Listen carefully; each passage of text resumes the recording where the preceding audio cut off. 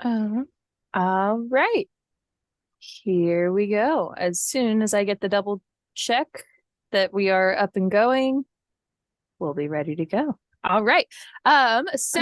Welcome everyone to our Science on the Sound speaker series. Today we are joined by Rhoda Green.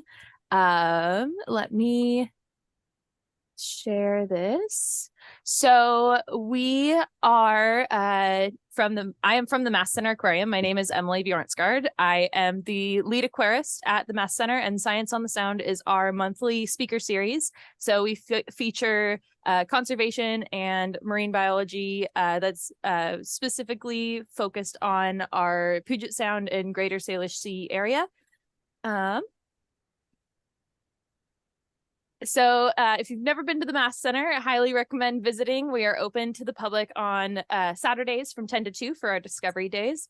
Highline College is who we are operating from. We are the Marine Science Classroom and Community Aquarium of Highline College. We're located in Des Moines, Washington.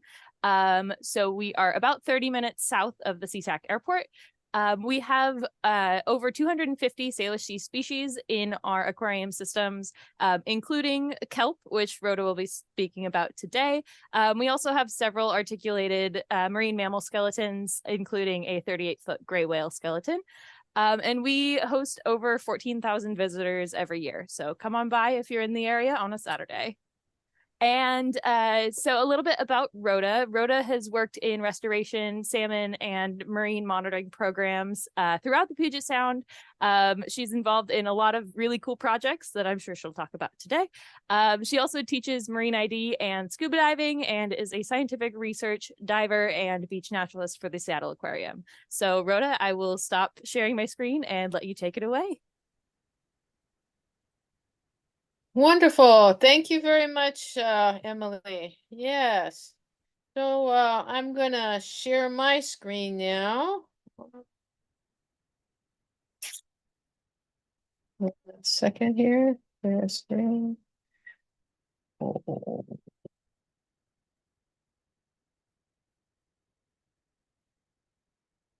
I,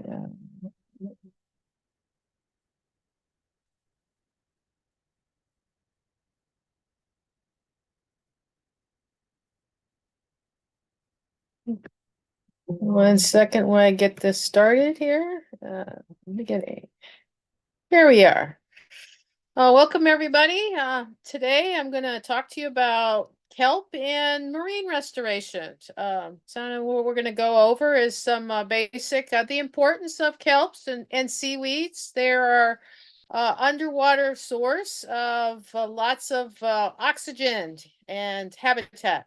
We're going to talk a little bit about the history and backgrounds and changes throughout the Salish Sea.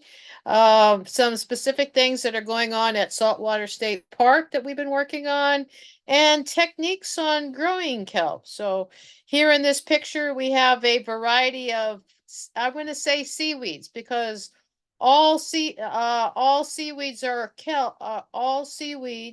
All kelp are seaweeds, but not all seaweeds are kelp.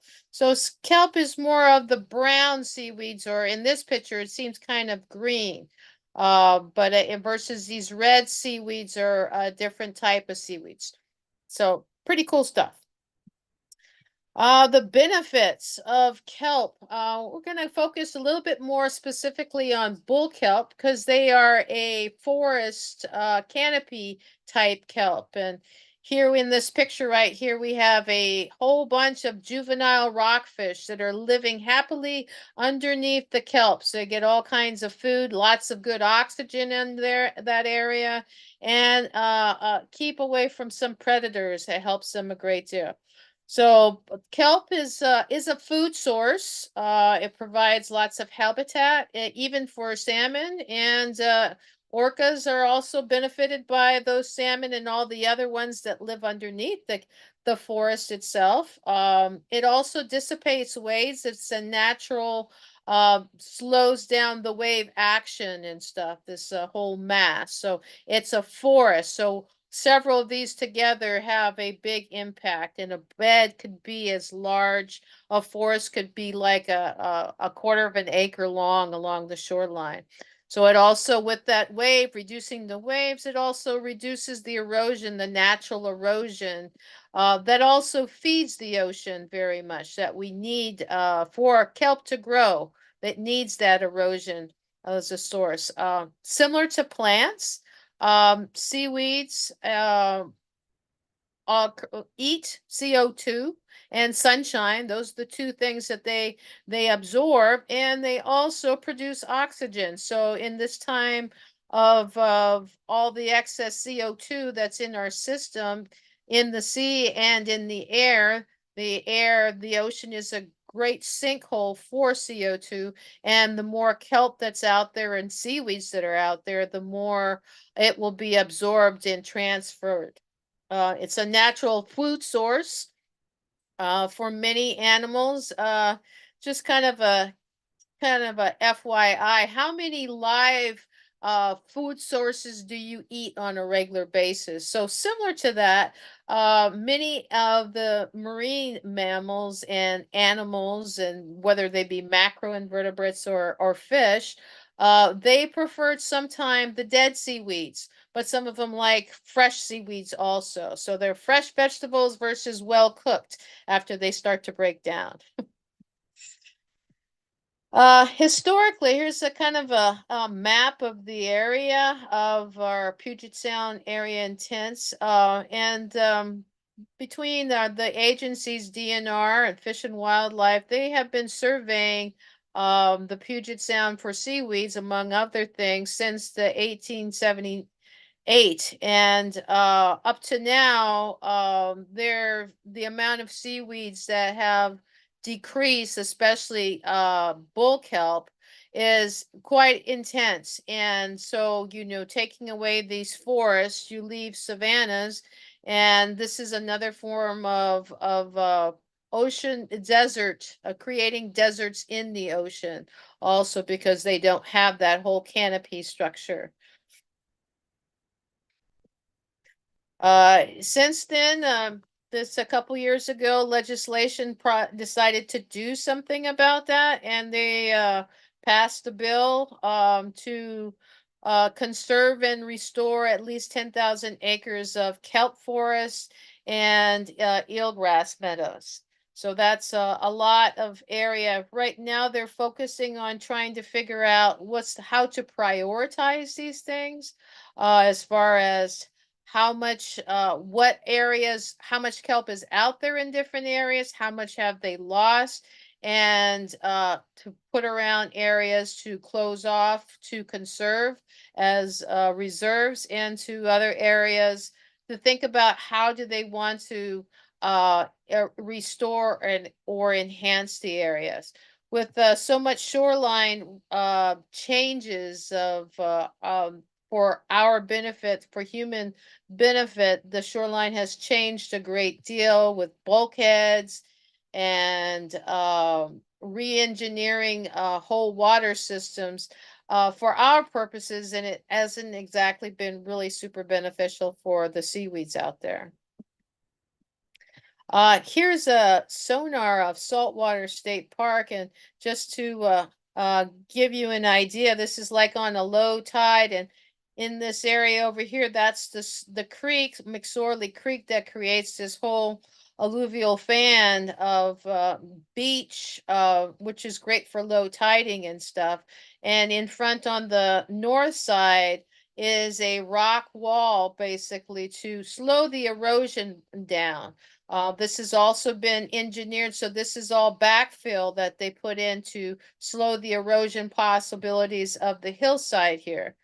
However, at the same time, this hillside is a natural feeder bluff to this waters out here. So the waters aren't getting the amount of nourishment that they need, so there's not as much kelp that's growing.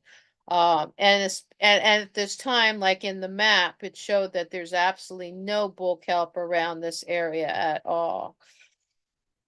So the King County is thinking of taking out this riprap a wall here to help nourish this area, which will be great. But in addition to that, in this map, this kind of first yellow line is like the 30-foot mark at depth and stuff.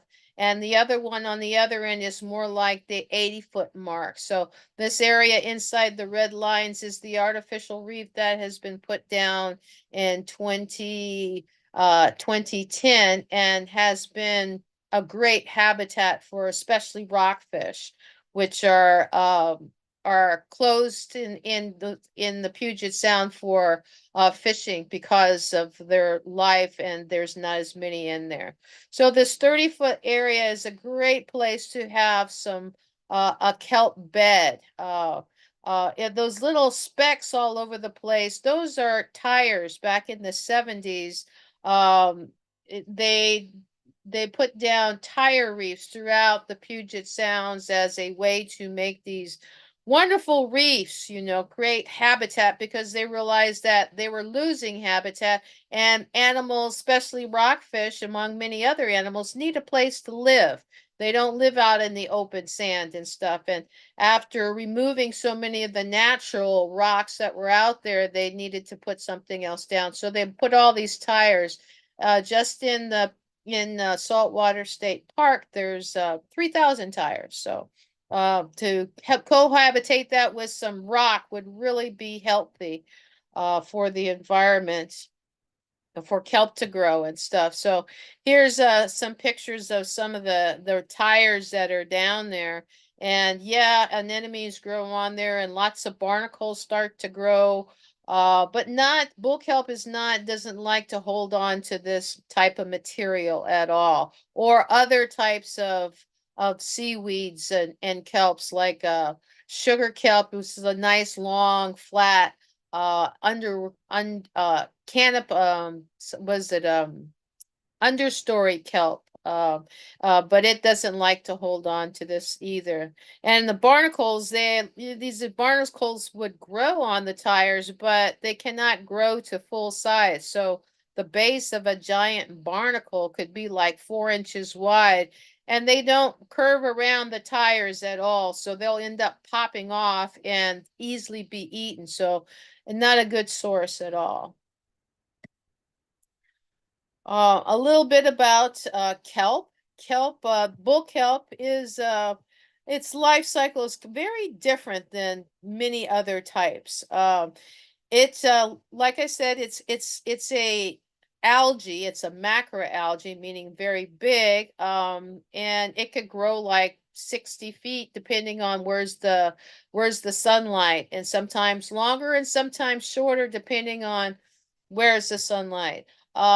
Different than plants, it has this thing at the bottom. It's called a holdfast. Usually it could look like roots, but its whole purpose is to hold on to the seafloor or rock or whatever is down there to keep it in one place. Similar to plants, they have a like trunk, they call it a stipe, and this ball on the top here has air inside of it, so that pushes it to go to the surface as much as possible. Similar to plants, these long blades or leaves, they're called fronds or blades. That's what absorbs the sunshine and grows, and these thicker patches here are the seed packets called sorus for one and sori for plurals.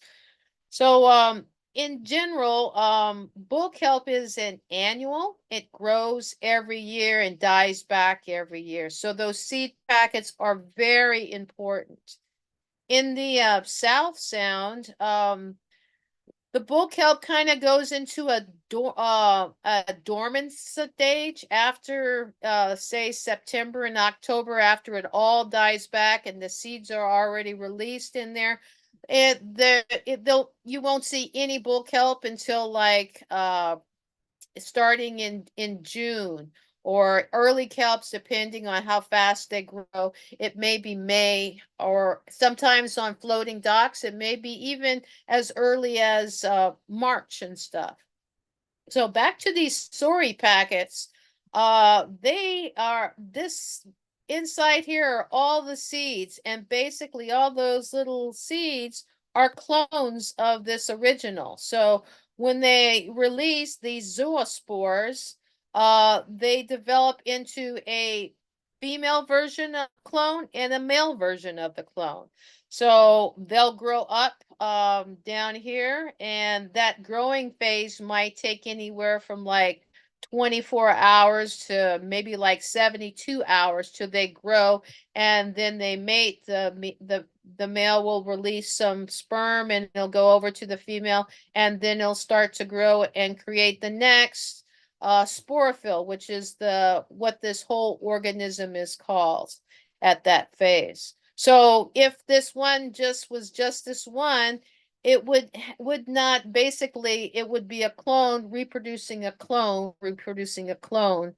However, if there's several around, and the only type of change that would happen is mutation. However, over time, with several different ones, you may be able to get more diversity in the gene pool, but it's fairly low. And different areas, it'll also break loose and float out, and then there's another way to have a different gene pool. All right, so we over at Saltwater State Park, a few of us got together. We were working on trying to figure out ways to grow kelp, especially bull kelp, to see if we could, if it is a good habitat. The waters are good for it at this time to grow. So we tried several different techniques. We transplanted individual pieces, kelps, whole systems. We grew kelp. We put down lines in bed, and we grew kelp on twine and did direct seeding, and also a new technique, painting rocks. So on this far picture over here, we made a nursery, basically 50 feet wide, 100 feet long, parallel to shore, that the shallow end is 25 feet deep, and the deep end is 35 feet deep and stuff, and put lines across to see if there's, so when we did collect, sorry, and put down seed, we'd be able to see if we put one in the shallow end and one in the deep end to see if there is a difference on the growth. So at the top of this inverted cone is a float, and we inverted the cone to keep this little crab down here, this kelp crab, because this kelp crab, guess what? It's called a kelp crab because it loves to eat kelp. And we're not ready to feed them at this time. That's not our purpose. So our first process we tried was transplanting kelp. This is the line. The line's about like 3 feet off the ground, and these this came from a floating dock in Elliott Bay.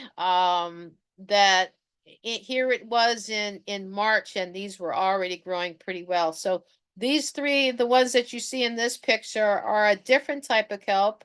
We collected 3 different types of kelp. This one is what we call winged kelp, and we did also bull kelp, and another one called 5-rib kelp, so, and whatever they were growing on, whether it be a mussel or a barnacle, we just kind of took it off and tied it up on this line with some rubber bands, and it was a success. It grew away. It was very well. So here, similar to as the wing kelp at the base, this different color patch right here, that's its sorry packet also. So it also releases at the base. And this is an understory kelp. So this kelp doesn't have any flotation devices. It lays on the bottom of the bed. So lots of critters like to get underneath it to stay warm, or as a habitat also. And it also provides cover a great deal. They could grow to be like 10 feet long and 2 feet wide. So that's a lot of space. very important. So another technique we tried was wrapping sorry on line. So we got some we bought some line, a biodegradable hemp line, basically about an inch thick. Here's these little lovely crabs. They have such a great technique of climbing up these bull kelps. Those nice skinny legs really help the tightrope walk. Look at that hold fast. That's what's holding on to many different rocks. So you may not be just one big rock, but many of those rocks make a difference. And here we have a couple divers that are threading the sorry packet in through the twine. This bull kelp bed was very lots of like about a quarter acre long. So the intent to put down the line here is that the seed would naturally drop down, and it's they would be able to fall on the twine. In addition to that, it would also help. We just wanted to hedge our bets a little bit and put it directly on the twine, on the rope, so it'd be more likely to drop and seed directly on the twine. Here's some of the sugar kelp, another one that lays on the bottom and very large. Wow, each one of these looks like ropes, but each of these is a stipe for a kelp. And as you see, there's a whole bunch that kind of get matted together when the waves swish them around. So they all kind of cuddle together, and it kind of creates a couple different types of environments with its holdfast. That's several different holdfasts are also holding all these down. At the same time, when a good storm comes around, that could dislodge this whole group and they could go floating off. So here, this is down at Day Island, a little bit south of the Narrows, and we found a big mass like this that floated right up to salt water that we also kind of wrapped it around one of the floating buoys so it could just naturally drop down in the cobble area.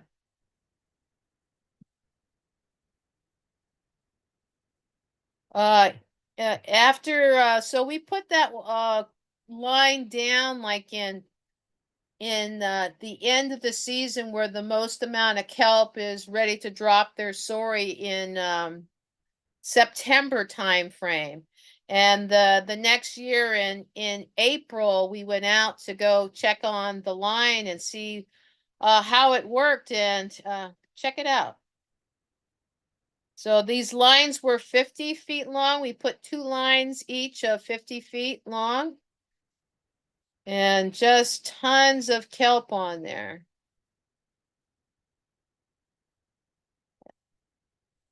Some of this other kelp, there's a nice little bull kelp there, and some of this other kelp is what they call an acid kelp. Acid seaweed, and it releases an acid substance that many of the kelp crabs and sea urchins, the main predators that love to eat kelp, don't like to eat that as much. So to have that on the line also, they kind of like plants, you have companion plants. This could be like a companion seaweed that they both like the same area, but they help protect each other in different ways. So yes, it was tons of seaweeds growing on there, very successful. The line, here it is, an inch thick almost, and it was starting to break down. So when we took it to salt water, we had to wrap it around another line to enforce it, to keep it off the bottom and stuff. However, if we were to do some restoration direct, for instance, in a nice rocky area where they have new rock, we could just put that rope right around the rocky area and let it attach there. Well, that was very successful. This is we put the lines out in several different areas. This one's up at Elliott Bay, the marina up there. This is an artificial reef. This is in front of the jetty that's in front of the marina versus Day Island is a natural natural area. So this is where bull kelp naturally grows. Here you have a type of wireweed. This is another type of acid kelp. So it's interesting that there was such a large amount of that on there also. So this was just like right on the rocks that we just tucked it in there. So it was very successful also.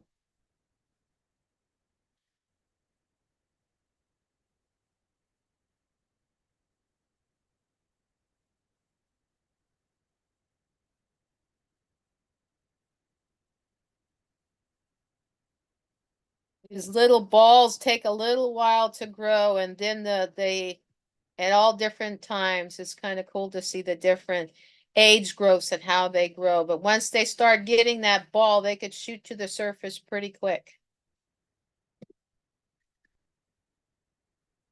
This is another technique that we tried. So this was a kind of rather labor intense. We collected sorry here on the right hand side. These are the blades, and these dark patches are the individual packets of sorry and stuff with all the seeds. And we took them out, collected them, and clean them up, getting any falling off of them as much as possible. And diatoms are a key predator, a key cover more than anything else. They block the sunlight a great deal. So trying to get as much as that microscopic stuff off as possible. And there's that whole process of desiccating them. So a lot of times you may see kelp wash up on the beach. That's that lovely smell that gives us the smell of the ocean that I love. And some people think that it's dead, but it's not. Some of it is not dead. These packets could get out of the water, stay out of the water, and they could like dry to a bit. And what's that's almost like a survival tactic that when the high tide comes again and it touches them, the individual zoospores inside that packet just release and into the water column they go. So that's a technique that we did. So we kind of dried it, put it in the refreezer, kept it kind of lightly moist.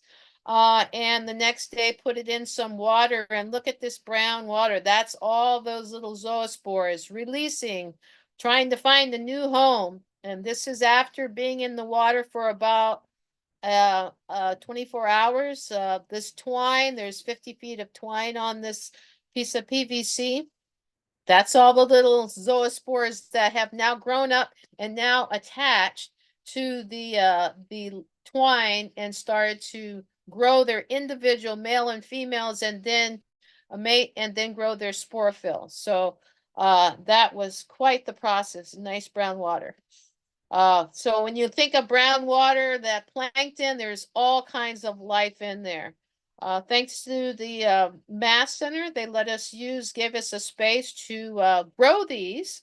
We got special grow lights on the side, a temperature monitor, and a light meter. It's very important to check the light, the amount of light that they need, and rotate them around and clean the water. So this water is cleaned once a week, mainly to get rid of any. It's completely a closed system.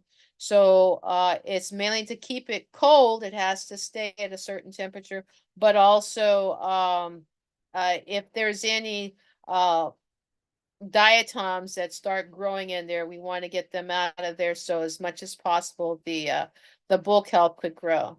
So this process it was about a month that it stayed there, and we watched it closely as it grew, and then we took it out. So just want to point out this nice little flotation buoy right here. Nice white flotation, nice new line that we've started with. So if this technique is often used for farming, Algae. You probably don't realize how much algae that you eat on a regular basis. If you like ice cream, it's in ice cream. A lot of the toothpastes, anything that has agar, a coagulant or a binder, that's algae itself. Or carrageen is another one, so take a look at that. You eat a lot of algae and not even realize it sometimes. So we have our divers out here and we're just getting ready to put it on the line. So this technique, like I was saying, is used as a farming technique, but they would do this on the boat. We're kind of old school. We're doing it as divers and stuff, that they could just put the line on and move along and there it goes. So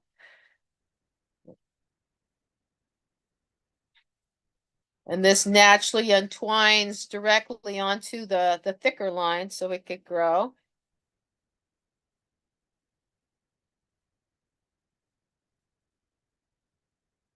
This is in March that we did that last year in March. Unfurling the twine. Oh, so in March later on in April we came back. We're constantly out there monitoring and we're talking about the diatoms. So check out the diatoms. So we're kind of here, look at that buoy right over here. That's another one with the diatoms have completely covered it. The bull kelp here, look, is doing really well. So pleased with that progress, how it's growing. But we're just kind of swishing our hands, and this is all the diatoms that have basically covered the line and some of the kelp also and stuff. So just swishing our hands by it and it could just release. This gives us something to think about as far as stands with the bull kelp stand that is like a tree stand, where you have a nice big, say 50 trees or something like that, they help support each other as far as the wind, the wind can go through them, but they don't fall as often. So they help support each other as far as falling and what gets caught in there. So here, when we only have a line, the outer line is the fighting line and stuff. So they would catch everything that goes in there versus if we had more or if it was like a bed, then it would be totally different, that that whole bed behind it would help support and not be able to let as much of these diatoms cover it up as quickly. And all the little kelps underneath, they would definitely be fighting for to get to the surface to get some light. And after, I think it was in May, here we finally got our first kelp coming up. Yay! From our twine line. So that was a success. It came together. Good to see that. In these lines already, animals were starting to take advantage of it. They were so happy. An octopus found a nice little tire to get underneath and hang out around there, which we were glad to see because they like to eat crabs. So, hey, it's an ecosystem that starts to form in itself.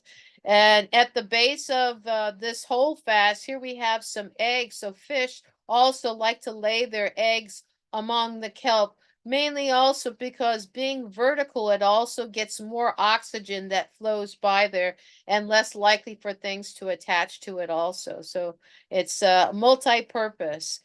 Here on the bottom here, you see the holdfast of this bull kelp. That holdfast, I was surprised of how big they get.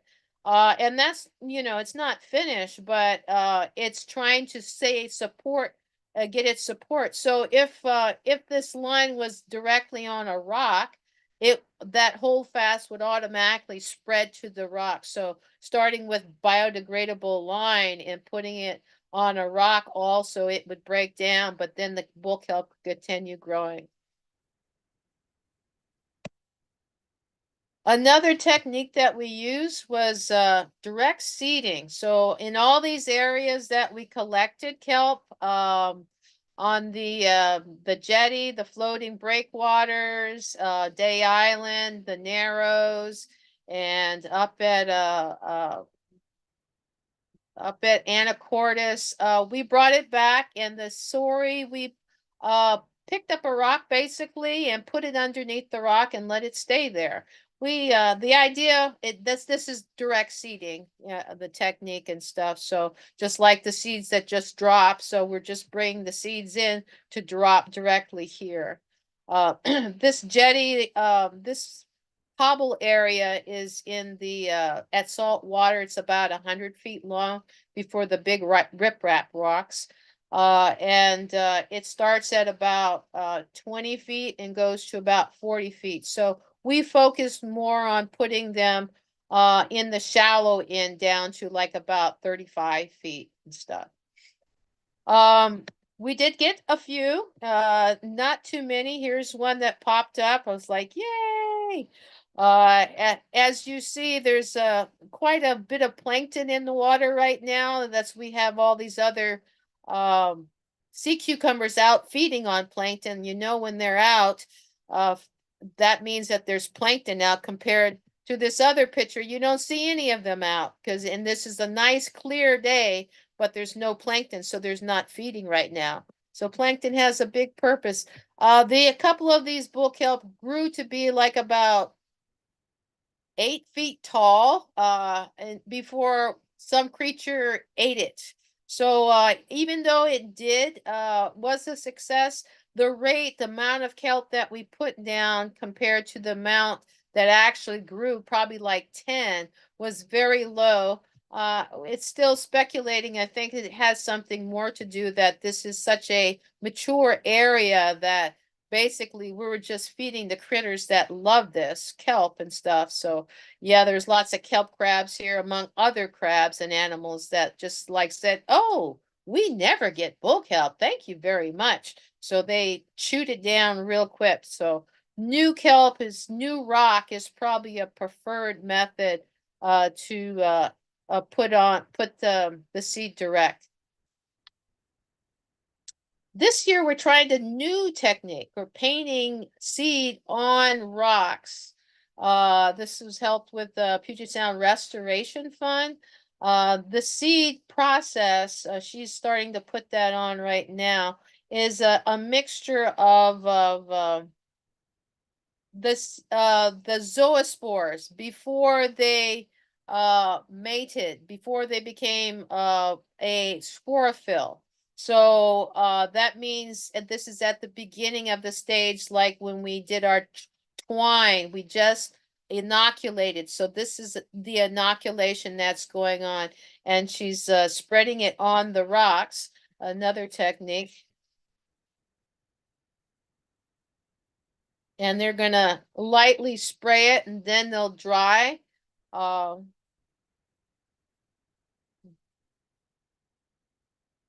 so the surf that it's just gonna be on the top part of the rock. That was the intent.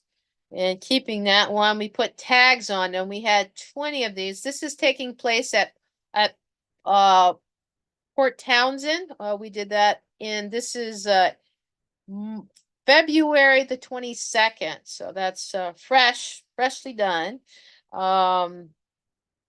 Puget Sound Restoration provided the seed, which was great. And this was done mainly because there's at Port Townsend, they redid their breakwater around their marina. And the Port Townsend was very really wanted to help the environment, and they reused the rock that was there instead of putting down because all the new rock, the rock that is there, it has tons of life on it. So they used new rock and they also used old rock too in the breakwater that they have. So here's a picture of the breakwater that they just made at the marina and stuff. We are starting to deploy the rocks. You know, the rock was probably like about 25 pounds or so. So into the lovely milk crate, high-speed technology we're using.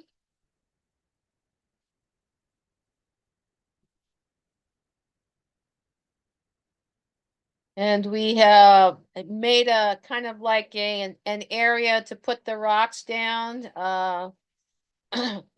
Put down lines so we knew exactly where they were going. And mainly between at 15 feet and 25 feet and stuff. So now my task is to get it out of the container and onto the seafloor without touching the top. So I don't want to disturb these new little babies that are there.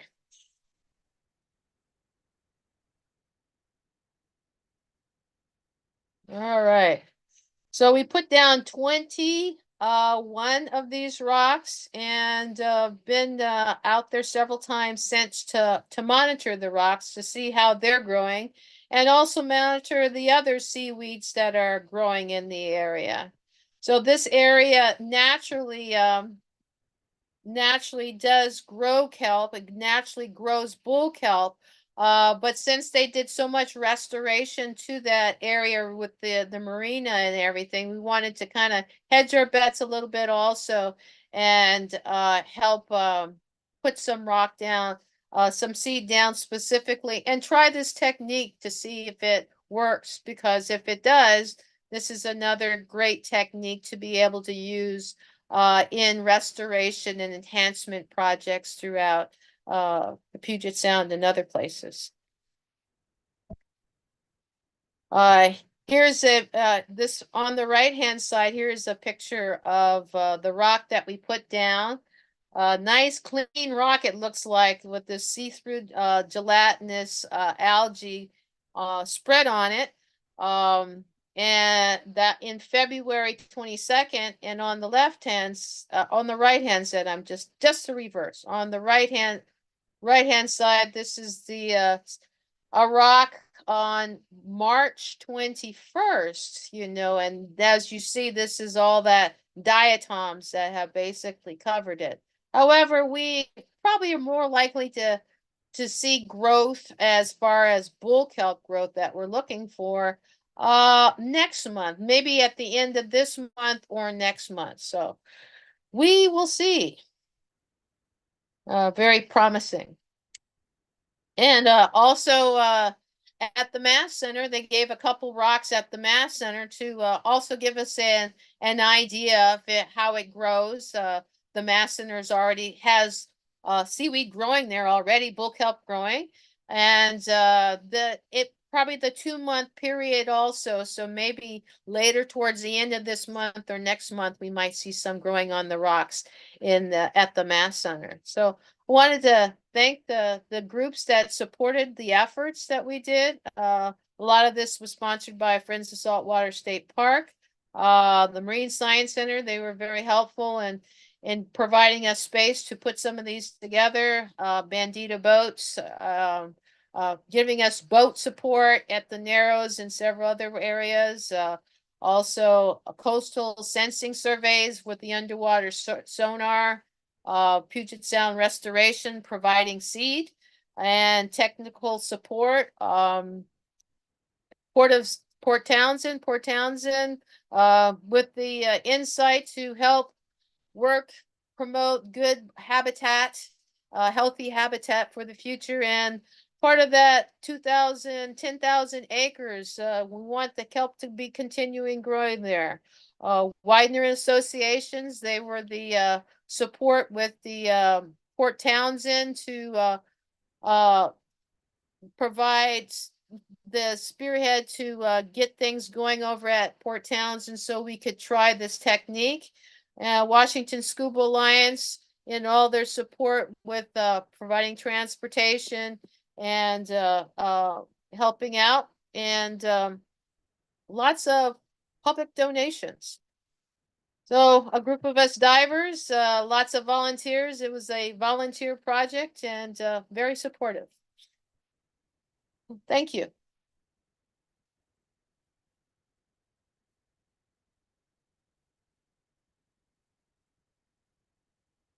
All right.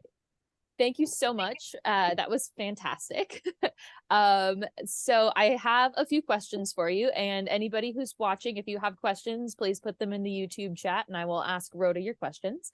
My first question is more about the biology of the kelp. So you showed the sorry packets on the bull kelp are on the end of the blades, and then with the winged kelp it was more towards the base of the blades, it looks like. Are different types of kelp, do they have their spore packets in different areas? So that's something you have to learn with each different type of kelp. Yeah, that's correct. Each kelp has their own game going. Yeah, as the wing, those are the two little wings at the base that has those. Like sugar kelp, they could be throughout the kelp itself and stuff. So yeah. Okay, awesome. And you mentioned that you put some of the techniques at natural reef sites and then some of them at artificial reef sites. Did you see a difference in the kelp growth if you did it with the same technique, that one promoted the growth more than the other? Uh, I think so.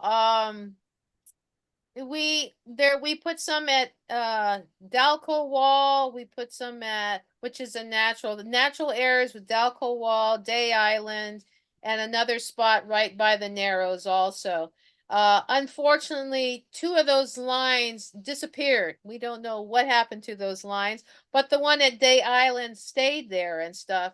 And everything that was there, the growth was fantastic. There was a lot more growth. I thought there was a lot more growth on that line. The artificial reef, basically the breakwater in front of the marina at Elliott Bay, there was kelp on there, but I didn't think there was as much kelp, so it's a possibility. It's still got time, you know? Yeah, yeah. Um, and so I know that Saltwater State Park has the artificial reef.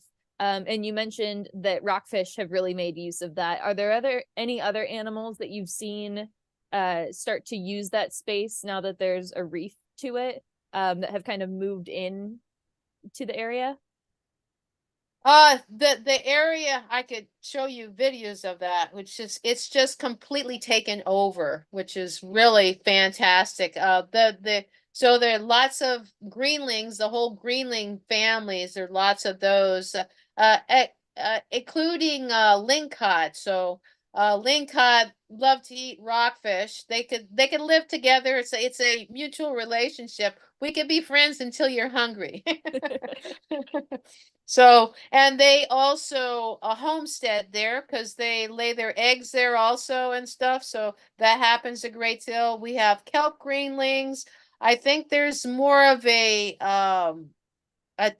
an area. They need a larger area, being more. They swim around a great deal more. So there's probably like, I've never seen more than like 4 kelp greenlings there versus painted greenlings. There's lots of those and little babies, so they homestead and they keep growing there and stuff.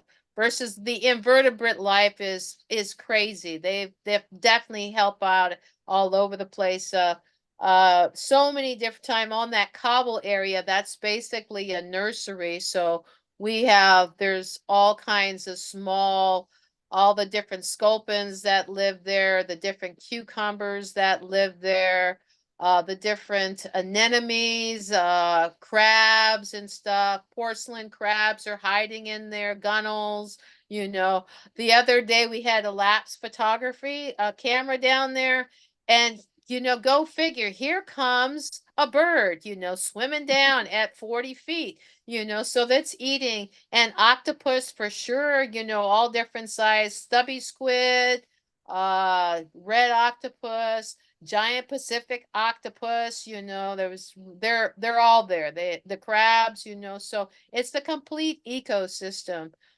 We just like to create more ecosystem habitats in the shallow area for in between the eelgrass beds and the lower area because there's a lot of sand there. That's Great great. question. Yeah. And so you also mentioned kind of that when the bull kelp goes away and the canopy goes away, that you kind of get a desert. Could you talk a little bit more about the process that happens there, and then what kind of happens to the rest of the ecosystem when the bull kelp leaves an area or is taken out of an area? That's a pretty complicated process. So, over the years, having the shoreline change so much, and they don't know exactly why it has gone away with the seaweeds going away, whether it's temperature, the water, ocean acidification, so many different processes that break it down. And here in the South Puget Sound, it dies back every year, versus in up in the San Juans and out in the Straits and in the out on the coast, it could stay out there all year round. So they're constantly receding. So having that constant receding and growing all year round, that you have a bed that's all the way to the surface, that's going to give habitat for a whole bunch more critters all year around and stuff. Versus, the fish come in when the habitat's high in the sound, and the salmon are swimming around there. They're laying their eggs. Tube snouts are laying their eggs all over the seaweeds and stuff. But if it's not there, they're not going to use it. What did they use instead? Anything else that's vertical. Here we go, Mm. So here we got piers, they're wanting to use piers. So vertical structure is a very important thing for fish. The amount of fish that say, oh, here is a line. Let me swim around the line. I love this. And then all these tube worms, another one, that different types of worms that live on lines, and boaters consider that a hazard. They have to constantly clean it off, but it's a whole ecosystem, and nudibranchs that live on there. So all these things that live on the kelp also. So not having that whole system of food source is lacking in many areas. So it ends up being little deserts around. And most of that, is like all the amount of sediment, and they basically documented that the amount of sediment, excess sediment, because it slows down the natural flow that buries a lot of the rocks, and it does not allow that whole process to continue. Awesome. So my last question that I have, and anybody, if you got any questions, throw them in the chat. Otherwise, this will probably be the last question. With all the different techniques that you have tried with the bull kelp and the different types of kelp, is there one that you think holds the most promise, or that was a clear winner, or are they all kind of equally moving along, and you're still kind of figuring out which one might be the way to go? I think that some of that hedges on where you're going to put it, So like with the new jetty over there at Port Townsend, that's fresh rock. So it's not the animals haven't all moved in yet. So if we put down seed, it's more likely to catch on because it hasn't been taken over. Fresh turf, So new frontier versus if it's already has habitat, it's a little bit harder for new ones to move in. So that's kind of a stickler. I'm leaning. I can't. The jury's still out with the painted rock, of course. Mhm. I hope that one really works, mainly because to be able to put down rock at the beginning already seeded, that would really be fantastic. They did another technique, the same with the twine, even though it's kind of labor intense. Another one is that they wrap the twine around the rocks and put it down, or glue the twine on the rocks. Many different ways of doing that. So that one's a possibility. The next one would probably be, I like the rope that we put it in one area and moved it. I thought that was fantastic. I would really love to try that more and stuff, but to put it in some areas and stuff. So those are my top three. That's great. Yeah, we have our two rocks here. They do have some diatoms on them right now, but I'm hopeful that maybe we'll get a bull kelp or two out of them. We do have a few smaller bull kelps that showed up in our gravel. We saw the little stipes and blades forming. So that's pretty exciting to watch. I'm sure it's just as exciting to go dive and find them and see the little bulbs. They're so cute. Yeah. But no, that's great. Thank you so much again for all of your information. If you are watching and you're interested in learning more about this, Rhoda is great. Friends of Saltwater, you can check them out. Is there any other organizations that you'd like to promote while you're on here? Oh, Puget Sound Restoration Fund, definitely. You know, they are kind of spearheading lots of different techniques to try out and stuff. And if you have areas of you may want to beachfront areas and may want to try some, you know, it's worth the talk. You know, it's a possibility. Definitely. Yeah, that's Yeah. great. All right. So please join us next month for our next Science on the Sound seminar, to be announced on our Facebook and Instagram pages. And thank you so much for joining us, and have a good day. Thank you. All right.